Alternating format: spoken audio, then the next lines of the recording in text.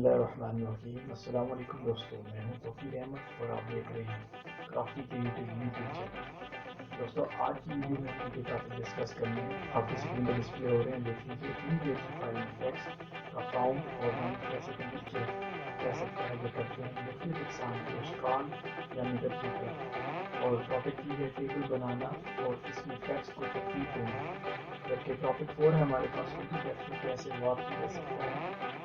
और topic number 5 है InPage से टेक्स्ट को MS ऑफिस में कैसे ले जाया जा सकता है। दोस्तों, चलिए पहले टॉपिक को शुरू करते हैं। बहुत ही आसान टॉपिक है। InPage की फाइल में टेक्स्ट का फॉन्ट और रंग कैसे तब्दील किया जा सकता है। तो चलिए दोस्तों, इसको मैं यहाँ से कॉपी कर लेता हूँ, नेक्स्ट पेज पे ले लेता हूँ। तो देखिए दोस्तों, जैसे यहाँ पे लफ्ज़ फाउंड लिखा है, ये सबसे डिफरेंट है। इस फॉन्ट का नाम बॉम्बे ब्लैक है। अगर इसका सिंपल नूरी मुस्तलिफ भी लगा सकते हैं। ये देखिए, ये रेगुलर फॉन्ट में। इसी तरह अगर आप इस पूरी जो लाइन है इसका फॉन्ट चेंज करना चाहें तो यहाँ पे ये फॉन्ट बार आ रहा है। इस पर मुख्तलिफ किस्म के फॉन्ट हैं, आप अपनी पसंद का मर्जी का कोई भी फॉन्ट लगा सकते हैं। ये देखिए दोस्तों, और इसी तरह अगर आप इसका जैसे ये लफ्ज़ कलर लिखा हुआ है इंग्लिश में, इसका रंग रेड है, तो इसी तरह अगर आप चाहते हैं कि ये पूरी लाइन का कलर रेड हो जाए तो इसमें भी कोई मुश्किल नहीं है। देखिए, सामने ही ऑप्शन आ रहा है, मैं जूम इन करके भी दिखा देता हूँ आपको। यहाँ पे ब्लैक सेलेक्ट है, तो यहाँ से भले आप कोई भी कलर सेलेक्ट करें तो ये इजीली वही कलर इस टेक्स्ट पे भी आ जाएगा। चलिए बढ़ते हैं दोस्तों वीडियो के दूसरे टॉपिक की जानिब, जो कि है InPage पे मुख्तलिफ अशकाल या शेप्स बनाने का तरीका। अक्सर पेपर टाइपिंग वगैरह में ये इतनी चीज़ ज़रूरत पड़ जाती है, या कोई भी आप थीसिस वगैरह लिख रहे हैं तो शेप ड्रा करनी है तो कंफ्यूजन क्रिएट कर देता है ये चीज़ की इसमें शेप कैसे हम ड्रा करेंगे। तो चलिए दोस्तों, आगे कंफ्यूजन क्लियर करते हैं। मैं इसको यहाँ से कॉपी करके नेक्स्ट पेज पे ले लेता हूँ ताकि आपको आसानी समझने में कोई मुश्किल ना हो।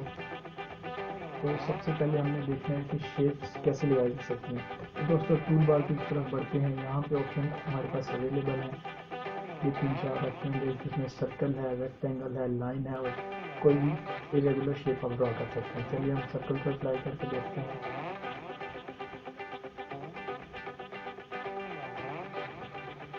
ये देखिए दोस्तों, आपके सामने एक सर्कल की शेप बन चुकी है।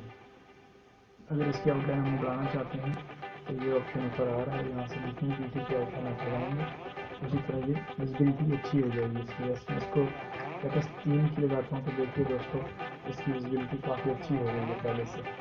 अब इसी तरह जो ऑप्शन 2 है रेक्टेंगल ऑप्शन, इसमें अगर आपने एक बॉक्स ड्रा करना है तो रेक्टेंगल को क्लिक कीजिए और इस पर यहाँ ड्रैग कर लीजिए ताकि इजीली रेक्टेंगल लग जाए। अगर यहीं से आप शेप चेंज करना चाहते हैं तो ये भी ऑप्शन तो यहाँ पे अवेलेबल है, ये ऊपर आप देख सकते हैं। यही इसी शेप को आप सर्कल में लेके जा सकते हैं और रेक्टेंगल में लेके जा सकते हैं और राउंडेड एजेस में भी लेके जा सकते हैं। तो दोस्तों, मैं आज इसको रेक्टेंगल में लेके जा रहा हूँ। और चलिए बढ़ते हैं नेक्स्ट ऑप्शन की तरफ, जो है लाइन ड्रा करना। ये देखिए ऑप्शन यहाँ पे मौजूद है लाइन ड्रा करने का, तो हम इसको क्लिक करते हैं और लाइन ड्रा करते हैं। ये देखिए दोस्तों, लाइन ड्रा हो चुकी है। यहाँ से हम इसकी पीछे बढ़ा सकते हैं ताकि आपको इसको देखने में मुश्किल पेश ना आए। और इससे अगला ऑप्शन है दोस्तों इरेगुलर शेप ड्रा करना। कोई भी शेप ऐसी है जो इरेगुलर है उसको कैसे ड्रा किया जा सकता है। तो दोस्तों, किसी भी नोट से आप इसको, ये यहाँ पर जूम इन करके मैं दिखा देता हूँ, कोने पे बहुत से नोड आ रहे हैं, एक नोड लेफ्ट साइड पे, एक राइट पे। किसी भी नोड को आप सेलेक्ट करके अंदर या बाहर की साइड ड्रैग करेंगे तो आपकी मुतल्लिका शेप बन सकती है। तो चलिए बढ़ते हैं दोस्तों आज की वीडियो के तीसरे टॉपिक की जानिब, जो कि है टेबल बनाना और इसमें टेक्स्ट को तरतीब देना। दोस्तों, ये बड़ा इंटरेस्टिंग टॉपिक है। बहुत से लोगों को इसमें कंफ्यूजन होती है कि टेबल कैसे ड्रा करेंगे, फिर प्रिंट में लाइन नहीं आती। तो दोस्तों, आइए कंफ्यूजन की शर्त लेकर देते हैं आपकी। टेबल बनाना और इसको टेक्स्ट को तरतीब से लिखना। नेक्स्ट पेज मैंने ओपन कर लिया, यहाँ पे मैं इसको पेस्ट कर रहा हूँ। तो देखिए दोस्तों, यहाँ पे आप आके, मैं जूम इन कर देता हूँ, इंसर्ट के ऑप्शन पे हमारे पास आ रहा है टेबल।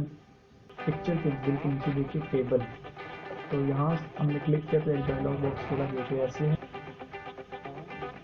इसमें आप कितनी रो और कितनी कॉलम ड्रा करना चाहते हैं, तो ये ऑप्शन यहाँ पे अवेलेबल है। अगर आप अपनी मर्जी से भी बनाना चाहते हैं यहाँ पे दे सकते हैं, या फिर आप अकॉर्डिंग टू टेक्स्ट बार बार सिलेक्ट करके टेक्स्ट के मुताबिक इसको डालना चाहते हैं तो वो भी बहुत ईजी है। तो चलिए दोस्तों, अभी एक लाइन ड्रा हो चुकी है आपके सामने। मैंने इसको जूम इन करके मैं दिखा देता हूँ आपको। ये देखिए दोस्तों, लाइन ड्रा हो चुकी है।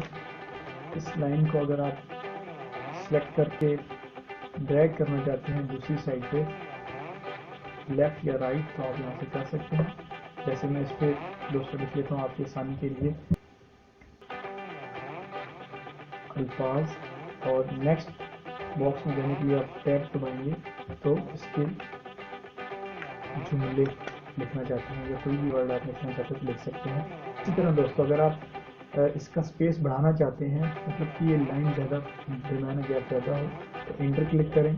और नेक्स्ट अगर आप इसी तरह का एक टेबल ड्रा करना चाहते हैं तो सिंपली टैब दबा के चलें, तो आपके ये खाने ड्रा होते जाएंगे। तो इसमें बआसानी किसी भी खाने में आप क्लिक करके लिख सकते हैं।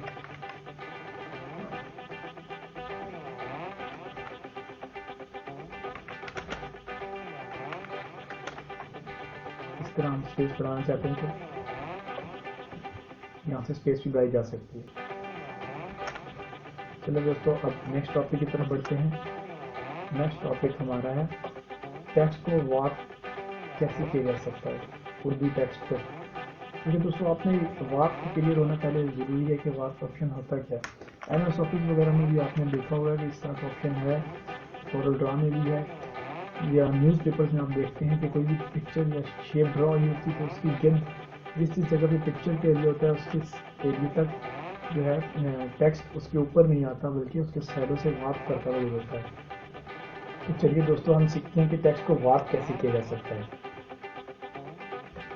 जैसे ये टेक्स्ट लिखती है, मैंने 2-3 कॉपीज इसीलिए कर ली है इसकी, ताकि आपको समझने में मुश्किल ना हो कि टेक्स्ट को वार्प होता क्या है या ये कैसे किया जाता है। मैं इसको मज़ीद कॉपीज कर लेता हूँ ताकि आसानी से विजिबिलिटी हो।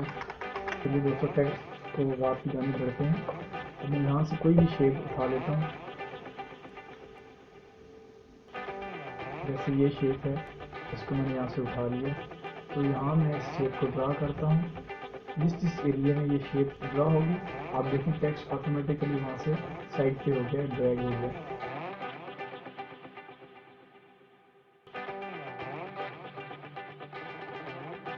तो चलो दोस्तों, आज हमारा 5वां जो टॉपिक है उसकी तरफ बढ़ते हैं। InPage से टेक्स्ट को MS ऑफिस में कैसे ले जाया जा सकता है। दोस्तों, ये टॉपिक भी काफ़ी इंटरेस्टिंग टॉपिक है। इसको यहाँ से हम कॉपी कर लेते हैं ताकि हमारी मेन फाइल डिस्टर्ब ना हो। मैंने कॉपी करके नेक्स्ट पेज पे ले आया यहाँ पे। तो अब मैं इसको चाह रहा हूँ कि तो चलिए दोस्तों, अब इस टेक्स्ट को हम कैसे लेके जा सकते हैं।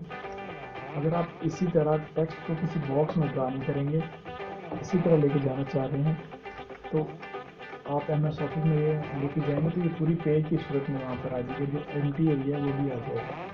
तो इसके लिए आपने यहाँ से इस ऑप्शन को सिलेक्ट करना है, तो यहाँ पे ड्रैग कर लें और ये यहाँ से कट करके इसके अंदर पेस्ट कर लें। उसके लिए मैंने इसके अंदर पेस्ट कर लिया है और अब मैं चाह रहा हूँ इसको MS ऑफिस में लेके जाएंगे। तो दोस्तों, इसको सिलेक्ट कर लीजिए, यहाँ पे फाइल का ऑप्शन आ रहा है, इसको क्लिक कर लें। यहाँ पे एक ऑप्शन आ रहा है एक्सपोर्ट दी पेज को आप एक्सपोर्ट कर सकते हैं। यहाँ पर मैंने क्लिक किया है, आप मॉडल का पाथ दे दें।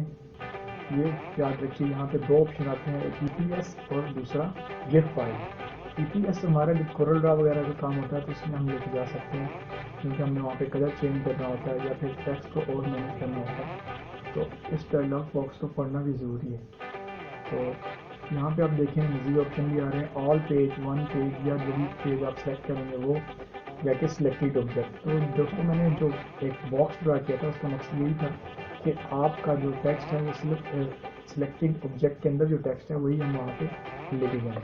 तो यहाँ से ब्राउज़ कर लेते हैं दोस्तों, कोई पाथ दे देते हैं, मैं फाइल का नाम दे देता हूँ।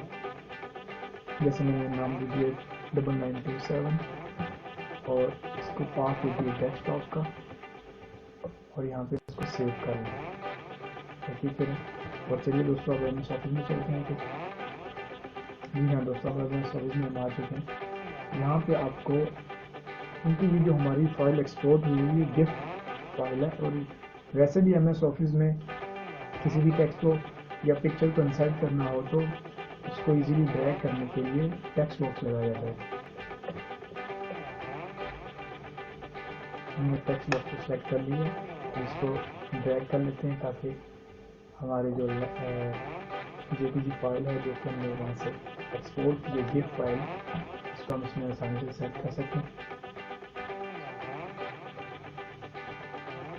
ये देखिए हमारी फाइल ये डेस्कटॉप पर 9927 के नाम से पड़ी हुई, उसको हम इंसर्ट कर देते हैं। अगर आप इसके गिर जो बॉक्स है, ये जो बॉर्डर आ रहा है, इसको ख़त्म करना चाहते हैं तो कोई इशू नहीं है। राइट क्लिक करें अपने माउस से और इसके बाद बॉर्डर एंड शेडिंग इस पर आ जाइए और यहाँ से इसको वाइट कलर में कर दें तो ये यहाँ पे विजिबल नहीं होगा, देख सकते हैं आप।